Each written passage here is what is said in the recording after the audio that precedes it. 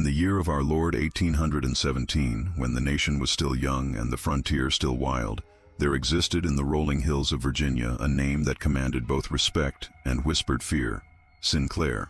The Sinclair Dynasty, as locals had come to call it, was not born of royal blood, but of something far more enduring, a covenant sealed in blood, worth more than all the gold in the Americas. The mist hangs low over the James River this morning, as it always does in the autumn months. The water flows silently beneath it, carrying secrets downstream that will never reach the Chesapeake. It is in this mist that our story begins, on the vast Sinclair estate known as Covenant Hill. The main house stands 3 stories tall, its red brick facade and white columns a testament to wealth and power. 26 windows face outward, watching the surrounding countryside like vigilant eyes. The estate stretches for miles in every direction: tobacco fields, pastures, forests untouched since before the Revolution. But it is what lies beneath the estate that concerns us most. Thomas Harwood, a man of 30 years with a scholar's mind and a soldier's bearing, rides his chestnut mare along the muddy road leading to Covenant Hill. The War of 1812 had left him with a slight limp and nightmares that still wake him in the dead of night, but it had also given him purpose. As a clerk for the newly established Virginia Historical Society, Thomas has been tasked with documenting the histories of the state's oldest families. The Sinclairs had been reluctant participants in this endeavor. It had taken months of correspondence and the intervention of Governor Preston himself to secure Thomas an invitation to Covenant Hill. As he approaches the iron gates bearing the Sinclair crest, a falcon with outstretched wings, clutching what appears to be a human heart, Thomas cannot shake the feeling that he is being watched. A servant greets him at the gate, a man with skin the color of burnished mahogany and eyes that seem to hold decades of unspoken stories. "Mr. Harwood," he says with a nod, "the master is expecting you. I am Isaiah, head of the household staff. I'll show you to your quarters." Thomas dismounts, wincing slightly as his bad leg takes his weight. "Thank you, Isaiah. I understand I'll be staying for some weeks." "Yes, sir. Master Sinclair has instructed that you are to have full access to the family archives. A rare privilege, if I may say so." As they walk toward the main house, Thomas notices the unusual quietness of the estate. There are slaves working in the distant fields, but none of the shouting or singing one might expect. Even the birds seem to maintain a respectful silence. "The Sinclairs have occupied this land since before the Revolution, have they not?" Thomas asks, attempting to engage Isaiah in conversation. Isaiah's expression remains carefully neutral. "The Sinclairs have been here longer than anyone remembers, Mr. Harwood, even before the English." This catches Thomas's attention. "Before the Jamestown settlement? That would be quite impossible." Isaiah does not respond, and Thomas does not press further. The first rule of historical documentation is to listen more than one speaks. The interior of Covenant Hill is a study in opulence: Persian rugs, mahogany furniture imported from the West Indies, oil paintings in gilt frames. But there is a coldness to it all, as if the splendor exists merely for appearance's sake, rather than comfort or joy. Isaiah leads Thomas to the east wing, to a spacious bedroom overlooking the gardens. "You'll take your meals in the small dining room. The master dines precisely at 7. He expects punctuality." With that, Isaiah bows slightly and leaves Thomas to settle in. That evening, as the grandfather clock in the hallway strikes 7, Thomas enters the small dining room to find Jeremiah Sinclair already seated at the head of the table. Jeremiah is in his 60th year, but his posture remains straight as a ramrod, his silver hair still thick, his eyes the color of flint. He does not rise as Thomas enters. "Mr. Harwood," Jeremiah says, his voice carrying the refined accent of a man educated in Europe, "I trust your accommodations are satisfactory." "More than satisfactory, sir. I'm grateful for your hospitality and your willingness to assist in our historical documentation." Jeremiah gestures to the chair at his right. "Every family of consequence should have its history preserved. Though I must say, I find it curious that the Historical Society has taken such an interest in ours." Thomas takes his seat as servants silently bring in the first course, a soup of oysters and cream. "Your family's contributions to Virginia's development are significant, Mr. Sinclair. Your tobacco trade alone has shaped the region's economy for generations." "Yes, tobacco," Jeremiah says with the hint of a smile. "Our first covenant with this land, though certainly not our last. Tell me, Mr. Harwood, are you a man of faith?" The question catches Thomas off guard. "I was raised in the Episcopal tradition, sir. But do you believe, Mr. Harwood, in forces beyond our mortal understanding?" I believe in what I can document, sir. The verifiable facts of history. Jeremiah's laugh is sudden and sharp, causing a servant to nearly drop a tureen. Facts. Such a modern preoccupation. My ancestors understood that truth often lies in the spaces between facts. The conversation shifts to safer topics. The recent election of President Monroe, the continued expansion westward, the literature of the day. Jeremiah proves himself well-read and insightful, if somewhat old-fashioned in his views. It is only when the port is served that he returns to matters more directly related to Thomas's purpose. You will find our family archives in the West Wing Library. Isaiah will show you there tomorrow morning. I must warn you, Mr. Harwood, that some of our earliest records are in rather archaic forms of English, and some even in Latin or Gaelic. I hope your education has prepared you adequately. I studied both at William and Mary, sir, though my Gaelic is admittedly weak. No matter. Isaiah is surprisingly proficient in translation, should you require assistance. Jeremiah stands, signaling the end of dinner. One final matter, Mr. Harwood. The archives are to be consulted during daylight hours only, and there are certain volumes, bound in red leather with no markings on the spine, that are private family documents and not to be included in your research. I trust you will respect these boundaries. Of course, Mr. Sinclair. Then I bid you good night. We rise early at Covenant Hill. That night Thomas sleeps fitfully. His dreams are troubled by images of falcons with bloody talons and endless fields of tobacco plants that seem to whisper as the wind passes through them. He wakes several times, convinced he has heard footsteps in the corridor outside his room, but when he listens more carefully, there is only silence. The following morning, after a solitary breakfast, Isaiah leads Thomas to the library in the West Wing. The room is magnificent, 2 stories tall with a gallery running around the upper level, accessible by a spiral staircase of polished oak. Books line every wall, many appearing to be first editions or rare volumes. A massive globe stands in one corner, and maps of Virginia and the Americas are displayed under glass. The family archives are kept in that cabinet, Isaiah says, pointing to an ornate piece of furniture against the far wall. Master Sinclair has instructed me to assist you as needed. Thomas thanks him and begins his work.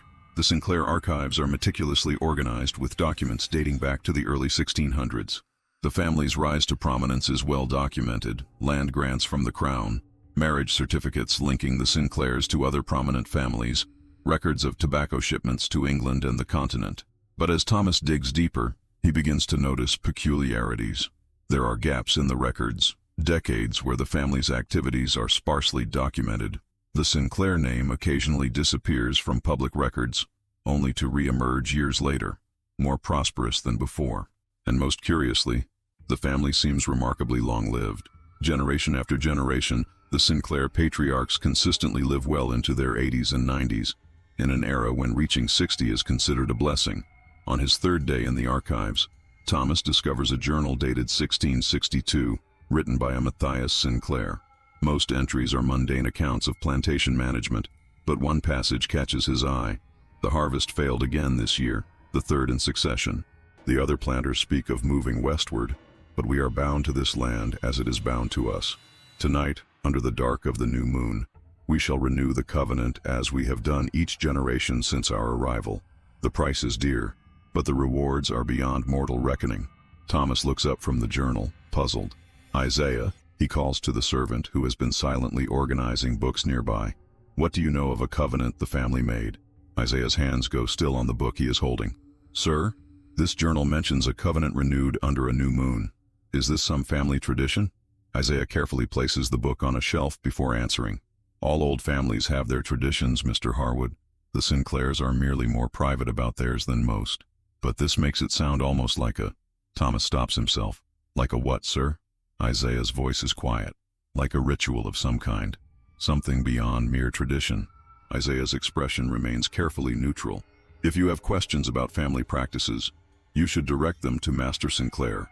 Thomas nods, knowing he will get nothing more from Isaiah on this subject. He returns to his work, but his mind keeps circling back to that strange entry. A covenant renewed under a new moon. A price that is dear. Rewards beyond mortal reckoning. As the days pass, Thomas continues to find oblique references to this covenant in the family papers. A letter from 1721 mentions the 7th blood tribute paid in full. A ledger from 1763 includes an entry for covenant renewal with no monetary value assigned. A family Bible contains a handwritten notation beside Genesis 9:4. For the life of the flesh is in the blood. That reads simply, as we have proven, time and again. Thomas begins to develop a theory, though one so fantastical he scarcely allows himself to consider it seriously.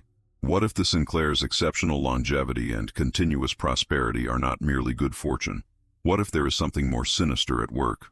A week into his stay, Thomas is invited to dine with the entire Sinclair family.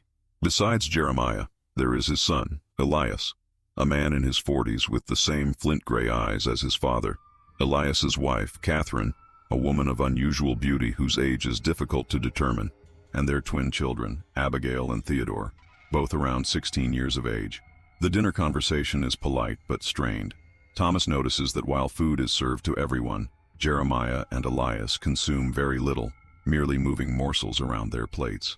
Catherine eats with delicate precision, while the twins exhibit the hearty appetites of youth. Mr. Harwood has been most diligent in his research, Jeremiah announces during a lull in conversation. He has developed a particular interest in our family's longevity. Thomas nearly chokes on his wine. He has mentioned this to no one. Jeremiah's smile does not reach his eyes. You needn't look so surprised, Mr. Harwood. This is our home. Very little occurs here without my knowledge. I merely noted that the Sinclair men tend to live to impressive ages, Thomas says carefully. A blessing from Providence, no doubt.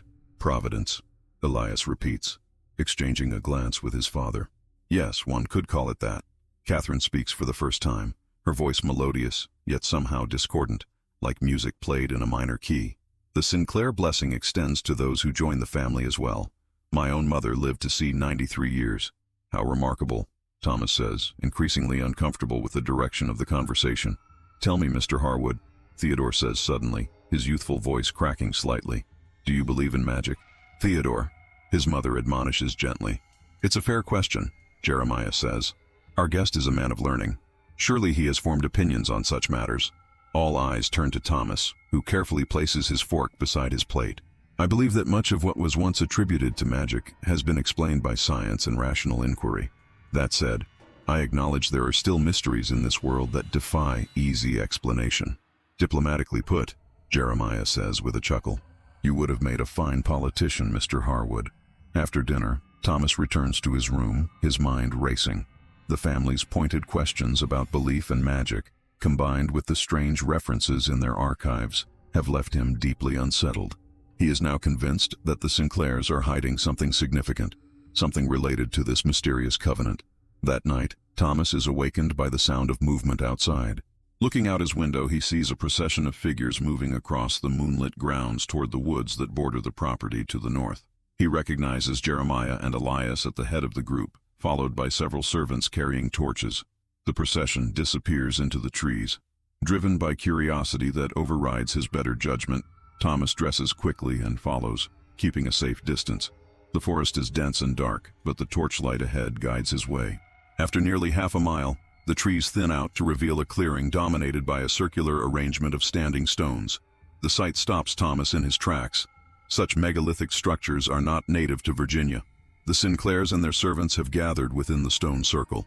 From his hiding place behind a large oak, Thomas watches as Jeremiah produces a silver knife. One by one, each member of the family steps forward, allowing Jeremiah to make a small cut on their palm.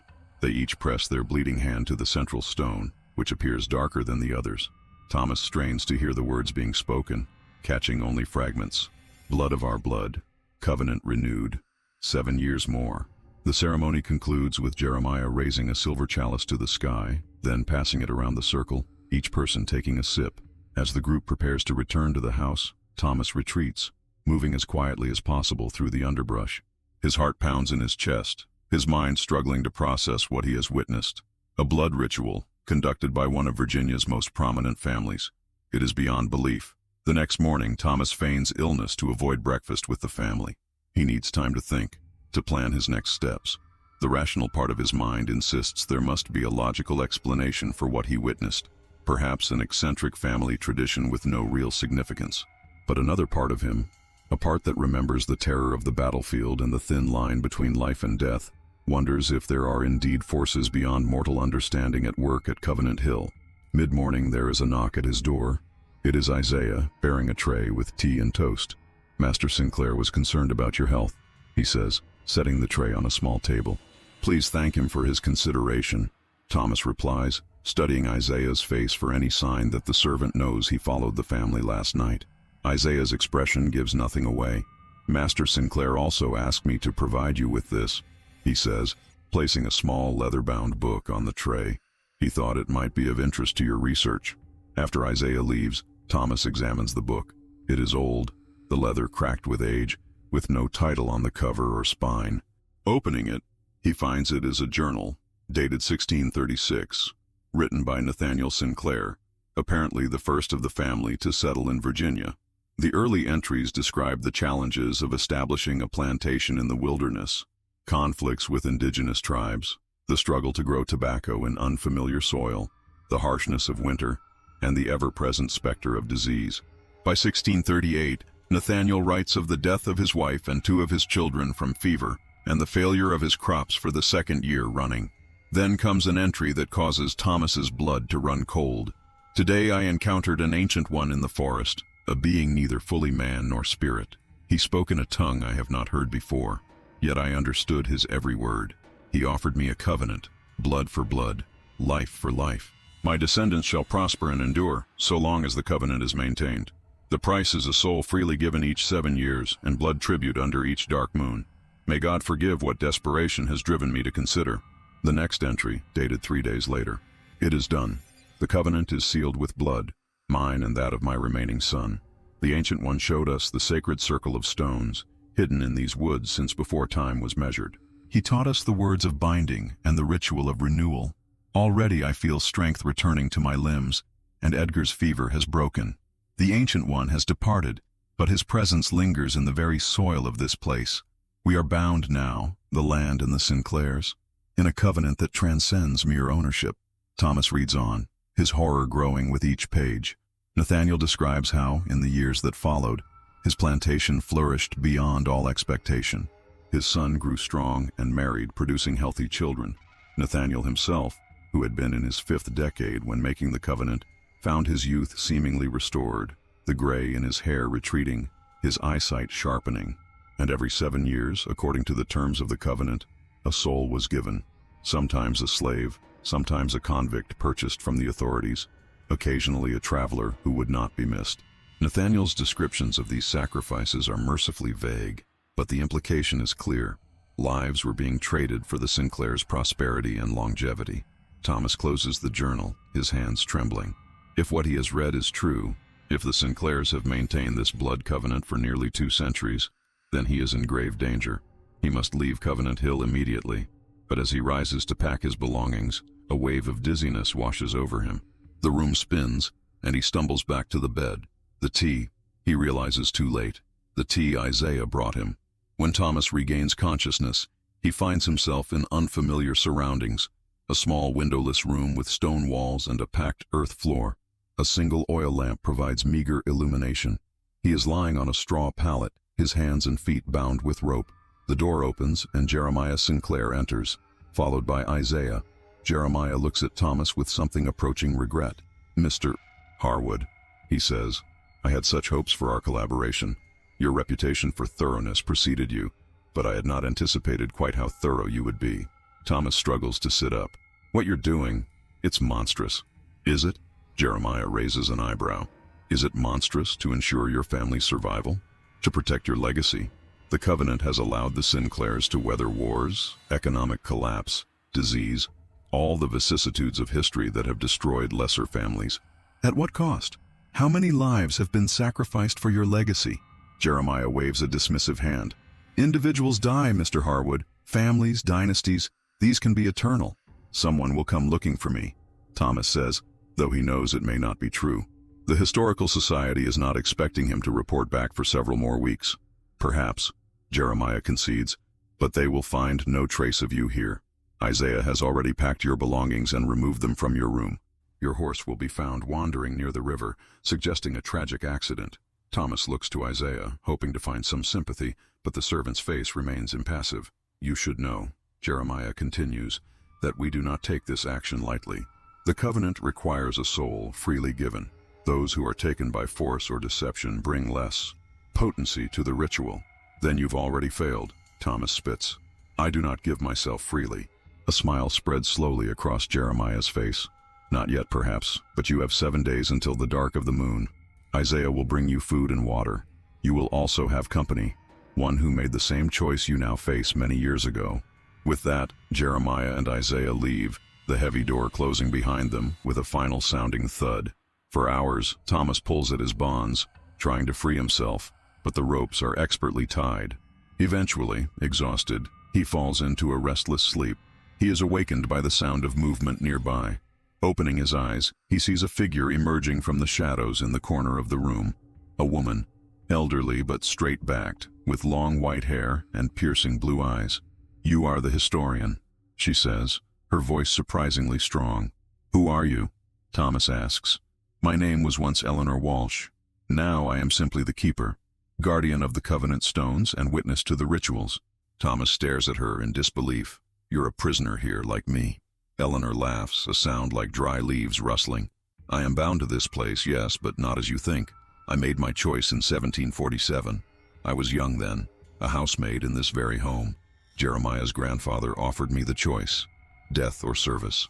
I chose service." "Service to what? To whom?" Eleanor sits on the floor near Thomas, folding her legs beneath her with the ease of someone decades younger. "To the entity that grants the Sinclairs their power. The Ancient One, as Nathaniel called it in his journal. Older than this land, older than time as we reckon it. And what exactly is this entity? Names have power, Mr. Harwood. To name a thing is to begin to understand it, and to understand is to gain a measure of control. The Ancient One has never shared its true name. It is simply the Covenant Maker." Thomas thinks of the stone circle in the forest, of the blood ritual he witnessed. "And this covenant? It requires human sacrifice?" "Life for life," Eleanor nods. "Blood for blood. The Sinclairs give a life every 7 years, and in return they receive longevity, prosperity, protection from harm. How can you serve such evil?" Eleanor's eyes flash. "Good and evil are human constructs, Mr. Harwood. Nature, true nature, wild and ancient, knows nothing of such distinctions. The wolf is not evil for taking the lamb. The storm is not evil for sinking the ship. The Ancient One simply is. And the Sinclairs? Are they simply following their nature as well? The Sinclairs are human, despite what the Covenant has made of them. They choose, as Nathaniel chose, as I chose." Eleanor leans closer. "As you must choose. I choose to live, to escape this place and expose what happens here." Eleanor shakes her head sadly. "That is not one of the choices offered. You may die, feeding the Covenant with your unwilling blood, a meager tribute, or you may serve, as I have served, and know things no other mortal has known." "What things?" Thomas asks, despite himself. "The secrets of blood, the true history of this land. Not the sanitized version your historical society documents, but the history written in violence and sacrifice, in covenant and blood magic." Eleanor's eyes take on a faraway look. "I have lived far beyond a natural span, Mr. Harwood. I have seen empires rise and fall. I have communed with the Ancient One and learned its ways. You're saying you've gained immortality through this abomination. Not immortality. Extended life, extended youth. I age 1 year for every 20 that pass. And when I eventually die, another will be chosen to take my place as keeper." Eleanor studies Thomas with new interest. "Perhaps it will be you." Thomas turns away from her, sickened. "I will never serve your master or the Sinclairs." "We shall see," Eleanor says, retreating back into the shadows. "You have 7 days to decide. Use them wisely." The days that follow are a strange combination of terror and intellectual fascination for Thomas. Eleanor visits him regularly, sharing meals brought by Isaiah and telling him stories of the Sinclair Dynasty, how they manipulated local politics, how they weathered the revolution by playing both sides, how they expanded their influence through strategic marriages and carefully concealed murders. She speaks, too, of the covenant rituals she has witnessed over the decades, 74 sacrifices in all, she claims. Some went willingly, lured by promises of knowledge or power. Others fought until the end, their unwilling blood spilled upon the central stone of the circle. The willing ones, she tells Thomas, they are transformed by the sacrifice. Their essence, their life force, flows into the land and through it to the Sinclairs. The unwilling ones, their deaths feed the covenant, but less efficiently. It is like the difference between fine wine and vinegar. Thomas listens, partly to gather information that might aid his escape, partly because he cannot help his historian's curiosity. On the third day, when Eleanor leaves to perform some ritual preparation, he manages to work his hands free from the ropes. But the door remains locked, and there are no windows through which he might escape. On the fourth day, Jeremiah visits again, this time with Elias. They observe Thomas like scientists examining a specimen. He shows remarkable resilience, Elias comments to his father. Most are broken by now, begging either for death or acceptance. I am not most men, Thomas says defiantly. No, Jeremiah agrees. You are not, which is precisely why you would make an excellent keeper apprentice. Eleanor is impressed with you, and she has not been impressed by anyone in decades. I will never join your cult, Thomas insists. Jeremiah sighs. Such dramatic language. We are not a cult, Mr. Harwood. We are simply a family with an unusual heritage and certain advantages. Advantages we are willing to share, to a degree. By making me complicit in murder, by offering you knowledge and extended life, Elias counters. Do you know how many would kill for such an opportunity? The greatest minds of our age, philosophers, scientists, statesmen, they all fear death above all else. They would give anything for what we offer freely. If it's so desirable, why must you kidnap and coerce? Because most people lack vision, Jeremiah says. They are constrained by conventional morality, by the arbitrary rules of a society that will be dust in a century. The Sinclair Dynasty thinks in terms of centuries, Mr. Harwood. We see the long game. After they leave, Thomas spends hours testing the walls and floor of his prison, searching for any weakness, any possible escape route. There is none. On the fifth day, Isaiah brings Thomas a new set of clothes, fine garments of the sort a gentleman might wear to an important occasion. With them comes a message from Jeremiah. Dress for your decision. That evening, Eleanor returns, more animated than Thomas has yet seen her. The preparations are complete, she says. Tomorrow night is the dark of the moon. The Ancient One will manifest within the stone circle, and you will make your choice. I've already made my choice. Thomas insists.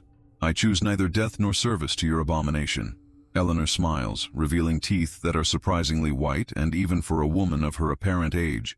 There is a third choice, one that Jeremiah has not told you of. It is rarely offered, and only to those of exceptional quality. Thomas regards her with suspicion. What third choice? You could join the family, Eleanor says.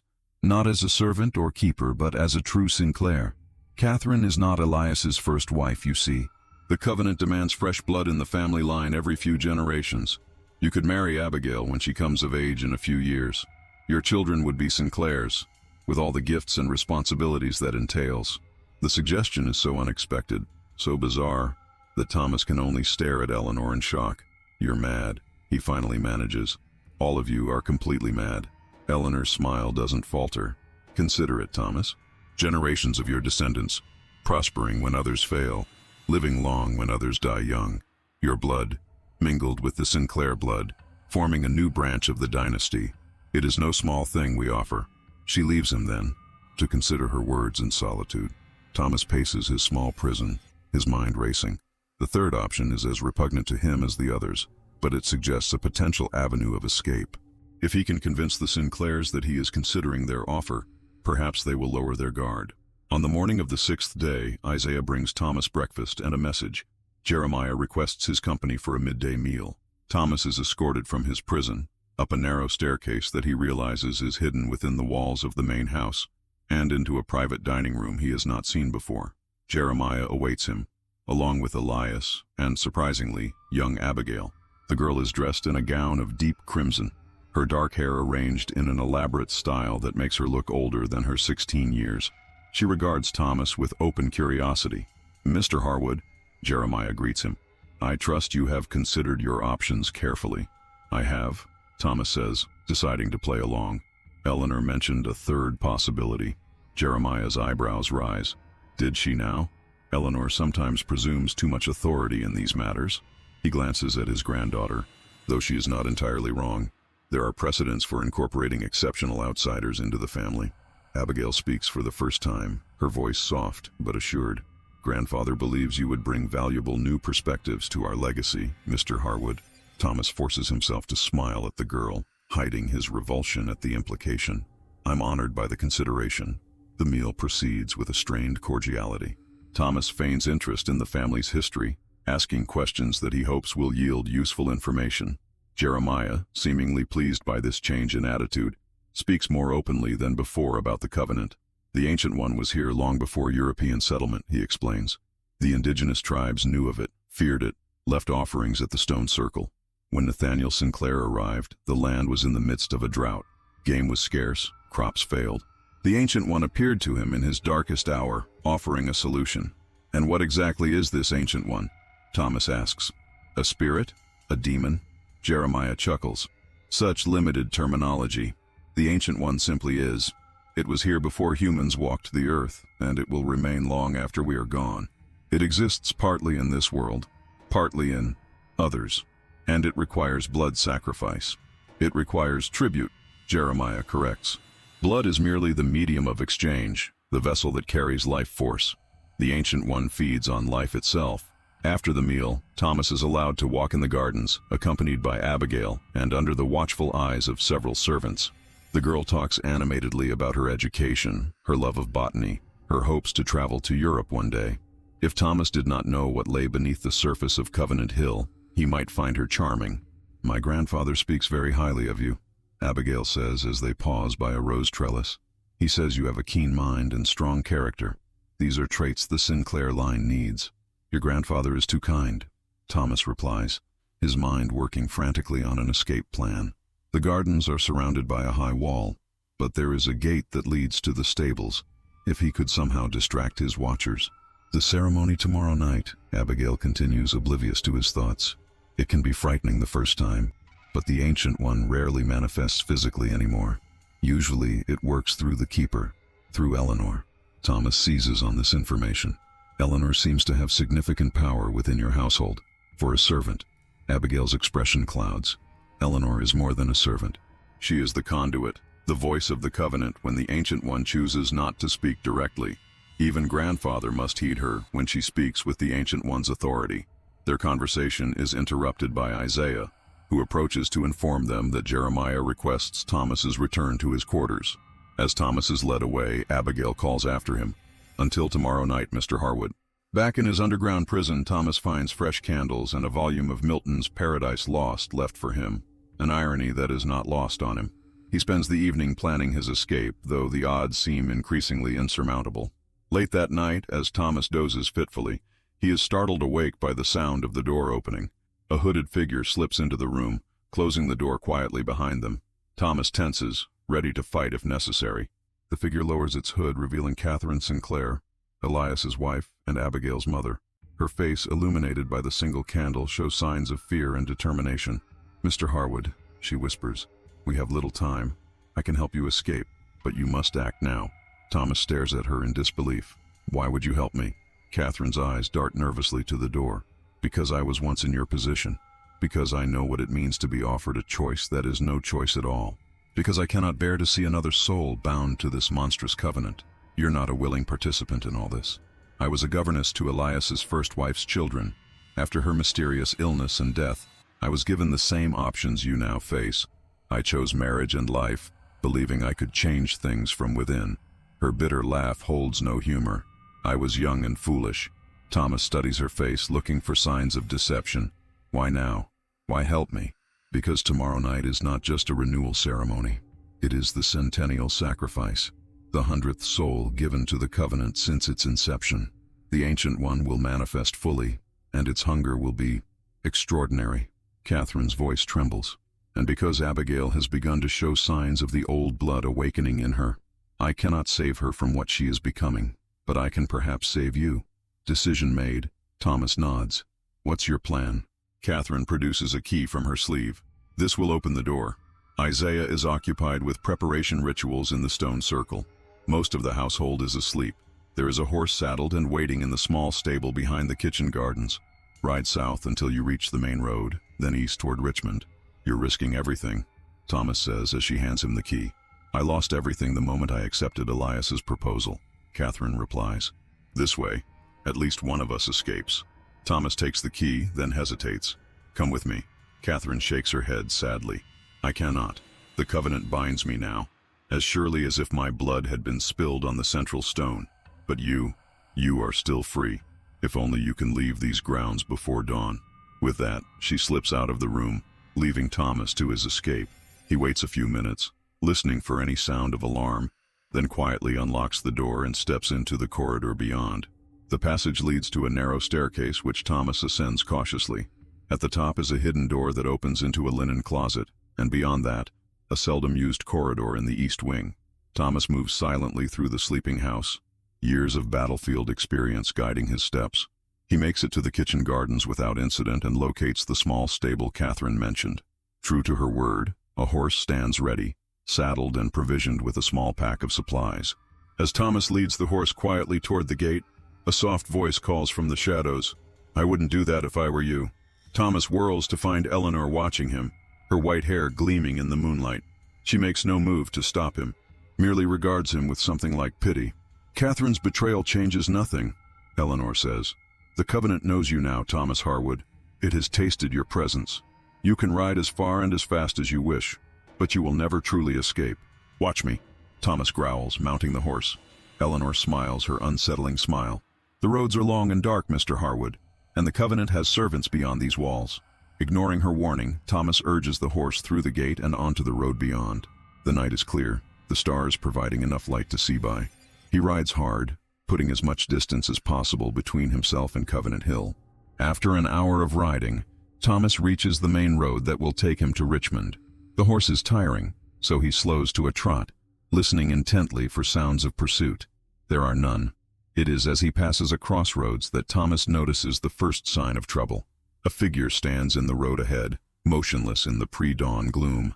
As Thomas approaches, he recognizes the distinctive uniform of a Virginia militia officer, a comrade from his days in the War of 1812. "Major Reynolds?" Thomas calls, confused. The last he had heard, Major Reynolds was stationed in Norfolk, hundreds of miles away. The figure does not respond. As Thomas draws closer, moonlight reveals the man's face. Waxy, expressionless, with eyes that reflect the starlight like glass. "The Covenant sends its regards, Mr. Harwood," the thing that wears Major Reynolds's face says, its voice hollow and inhuman. Thomas reins his horse sharply, turning to flee, but more figures emerge from the woods on either side of the road. Men and women in the dress of different eras, all with the same glassy eyes and expressionless faces. He recognizes some of them from portraits in the Sinclair home. "Blood for blood," they intone in unison. "Life for life." Desperate, Thomas spurs his horse off the road, plunging into the forest. Branches whip at his face as he rides blindly through the underbrush. Behind him, he can hear the unnaturally swift footsteps of his pursuers. The horse, panicked by the strange scent of the pursuers, suddenly rears. Thomas, caught off guard, is thrown from the saddle. He hits the ground hard, the impact driving the breath from his lungs. Pain lances through his left arm. Broken, he suspects. Struggling to his feet, Thomas watches in horror as his horse flees deeper into the forest. He is alone now, injured, lost in unfamiliar woods with the Covenant's servants closing in. Thomas runs, stumbling through the darkness, guided only by the desperate need to put distance between himself and his pursuers. The eastern sky is beginning to lighten with the first hint of dawn when he breaks through the trees and finds himself standing on the edge of a clearing dominated by a circular arrangement of standing stones. "No," Thomas whispers, disbelieving. "This isn't possible." He turns to flee back into the forest, but the servants of the Covenant have surrounded the clearing, forming a living barrier. From between their ranks steps Jeremiah Sinclair, followed by Elias, Abigail, and a subdued Catherine. "The Covenant always collects its due, Mr. Harwood," Jeremiah says, almost regretfully. "You cannot outrun fate. You're insane." Thomas gasps, cradling his broken arm. "All of you. Insanity is a matter of perspective," Jeremiah replies. "From where I stand, it is the world that has gone mad, chasing progress and change at the expense of tradition and power. The Sinclair Dynasty endures precisely because we understand what truly matters." Eleanor emerges from the trees, now dressed in ceremonial robes of deep crimson. She carries a silver chalice in one hand and the ritual knife in the other. Behind her comes Isaiah, leading a bound and gagged man whom Thomas does not recognize. "The 100th sacrifice," Eleanor announces, her voice carrying an unnatural resonance in the clearing. "The covenant will be renewed for another century, and the Sinclair Dynasty will prosper. You don't need me," Thomas says desperately, looking at the bound man. "You have your sacrifice." "Indeed we do," Jeremiah agrees. "But you, Mr. Harwood, have been chosen for a different purpose." He turns to Eleanor. "Prepare the historian for the witnessing." Before Thomas can react, Elias and 2 of the glass-eyed servants seize him, forcing him to his knees at the edge of the stone circle. Thomas struggles, but with his broken arm and exhausted body, he is no match for their strength. "The choice remains," Eleanor says, standing before him with the chalice. "Death, service, or family. But you must choose now, as the Ancient One awakens." A wind rises suddenly, whipping through the clearing, though the surrounding trees remain eerily still. The air grows cold and Thomas's breath clouds before him. The stones of the circle begin to vibrate, a low humming that Thomas feels in his bones rather than hears. "It comes," Eleanor whispers, her eyes wide with reverent fear. The air in the center of the stone circle seems to thicken, to fold in upon itself. Thomas watches in horror as a shape begins to form, not solid, not quite visible, but undeniably present. It is tall, taller than any man, with limbs that bend at impossible angles, and a head that seems to shift between human and animal forms.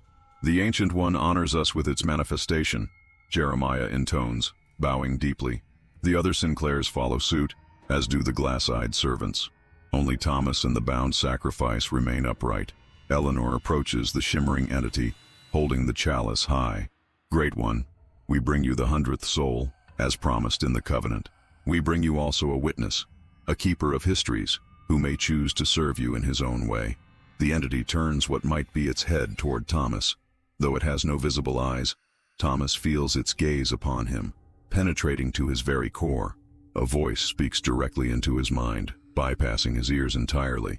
"Historian," it says, the word reverberating through Thomas's consciousness. "You who record the past, would you witness the future?" Thomas finds himself unable to look away from the entity, unable to deny its question. "What future?" he manages to ask aloud. "The future of blood and covenant, the future of the Sinclair Dynasty, whose fate is now bound with yours." Eleanor steps forward, her face alight with fervor. "Choose, Thomas Harwood. Choose now, in the presence of the Ancient One." Thomas looks from the entity to the Sinclairs, to Catherine's fearful face, to the bound man who will die regardless of Thomas's choice. He thinks of the historical society, of the sanitized histories they record that make no mention of blood covenants or ancient entities or dynasties built on sacrifice. "I choose," Thomas begins, his mind racing for some way out, some option not offered. It is then that a gunshot shatters the pre-dawn silence. One of the glass-eyed servants falls, a hole blown through its chest.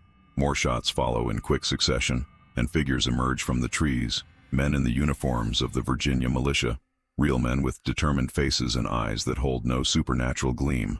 "Thomas Harwood," calls a familiar voice. "Are you there?" "Colonel Westfield!" Thomas shouts back, hope surging within him. Colonel James Westfield, his former commanding officer and current member of the Governor's Council. Chaos erupts in the clearing. The entity in the center of the stone circle writhes, its form fluctuating wildly. The glass-eyed servants move to intercept the militiamen, while Jeremiah and Elias drag Abigail and Catherine toward the shelter of the trees. Eleanor, still clutching the chalice and knife, rushes to the bound sacrifice. "The covenant must be fulfilled," she cries, raising the knife. With his last reserves of strength, Thomas launches himself at her, knocking her to the ground. The chalice spills, dark liquid soaking into the earth. The knife flies from her hand, landing just beyond Thomas's reach. "You fool!" Eleanor screams, her face contorted with rage and fear. "Do you know what you've done? The covenant unfulfilled, the Ancient One unsatisfied. We are all damned." The entity in the stone circle seems to expand, filling the clearing with its presence. A sound like the howling of 1,000 storms drowns out the gunfire and shouts. The stones themselves begin to crack, deep fissures appearing in their ancient surfaces. Colonel Westfield reaches Thomas, hauling him to his feet. "We must leave now. This whole area is becoming unstable." Indeed, the ground beneath them has begun to shake. Trees at the edge of the clearing are uprooting themselves, toppling with ponderous grace. The sky above, now lightening with dawn, has taken on a sickly greenish hue. "The Sinclairs," Thomas gasps, looking around wildly. They're escaping. Let them go, Westfield orders. Our priority is getting you and these other poor devils to safety. As militiamen free the bound sacrifice and gather the wounded, Thomas catches a final glimpse of the stone circle. The entity is collapsing in upon itself, dragging with it pieces of the surrounding reality. Eleanor stands at its center, her arms outstretched, her face a mask of ecstatic horror. The covenant endures, she cries as her body begins to disintegrate, particles of her being drawn into the collapsing entity. Blood will have blood. Thomas allows himself to be led away, his mind struggling to process what he has witnessed. As they reach the relative safety of the main road, a sound like thunder rolls across the landscape, and a plume of dust rises from the direction of the stone circle. "How did you find me?" Thomas asks Westfield as they ride toward Richmond. "Your colleague at the Historical Society became concerned when you missed your scheduled correspondence," Westfield explains. "He came to me with his worries, knowing of our connection. When I learned you were staying with the Sinclairs." The colonel's face darkens. There have been whispers about that family for generations. Travelers who disappear near their lands, servants who vanish without trace. But no one has ever had the courage or evidence to investigate officially. And now? Now we have the testimony of a respected historian and war veteran, as well as a man who was to be sacrificed in some heathen ritual. That should be enough to launch a proper inquiry. But Thomas knows better. By the time they reach Richmond, news has already spread. A natural disaster has struck the Sinclair estate. A sinkhole, opened by recent heavy rains, has swallowed a portion of the property. The main house still stands, but several outbuildings have been lost, along with, tragically, some members of the household staff. The Sinclairs themselves, according to reports, have left for their winter home in Charleston, too distraught to remain at Covenant Hill. Thomas gives his statement to the authorities, describing his abduction and imprisonment. He speaks of human sacrifice and ancient rituals, of a conspiracy spanning generations. Some believe him, particularly those who have long harbored suspicions about the Sinclair family. Others dismiss his account as the ravings of a man who suffered a traumatic experience. The Historical Society, concerned about its reputation, distances itself from Thomas's more outlandish claims. His report on the Sinclair family history is quietly shelved, deemed too controversial and unsubstantiated for official publication. In the months that follow, Thomas recovers from his physical injuries, but the memories of what he witnessed in the stone circle never leave him. He resigns from the Historical Society and takes a position teaching at a small college in New England, far from Virginia and its secrets. It is there on a cold winter evening in 1818 that Thomas receives an unexpected visitor. A boy of perhaps 12 years, well-dressed and well-spoken, presents himself at Thomas's door with a letter. "My employer wished this delivered personally, sir," the boy says, handing over an envelope sealed with red wax. Inside is a single sheet of paper, the handwriting elegant and familiar. "Mr. Harwood, the covenant has been renewed, though not as tradition dictated. The ancient one has adapted, as it has done throughout the ages. The Sinclair Dynasty continues, though in altered form. Some bargains cannot be broken, only renegotiated. You remain part of our story, as we remain part of yours. Blood calls to blood, Mr. Harwood. Sooner or later, you will hear its call. Until that day, see." Thomas burns the letter immediately, but its message haunts him.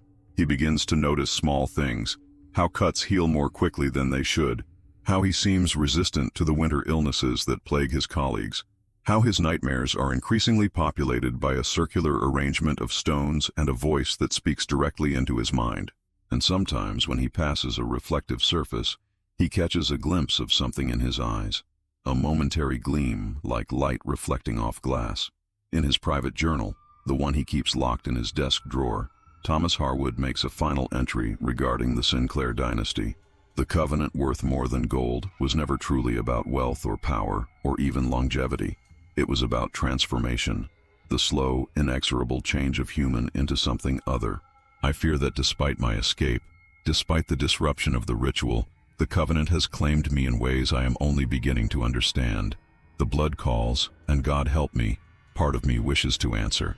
The journal ends there. Thomas Harwood lived for 60 more years, never aging beyond the appearance of a man in his early 40s. He never married, never had children. His academic contributions were significant but deliberately uncontroversial. He avoided Virginia and never again researched the Sinclair family. But every 7 years, on the night of the new moon, Thomas would lock himself in his home, admitting no visitors, and those who passed by would sometimes report strange lights and sounds, and occasionally the impression of more than one voice engaged in conversation. Though Thomas Harwood lived alone, the Sinclair name gradually faded from prominence in Virginia society. Their lands were sold off piece by piece, their political influence waned, their bloodline seemingly ended with the deaths of Jeremiah and Elias in a shipwreck off the Carolina coast in 1823. Yet in certain remote corners of Virginia, there are still those who claim that on dark nights, when the moon is new, the name Sinclair can be heard whispered on the wind. And in old graveyards throughout the state, one might find headstones bearing that name, the dates of death oddly clustered at 7-year intervals. The covenant, it seems, endures,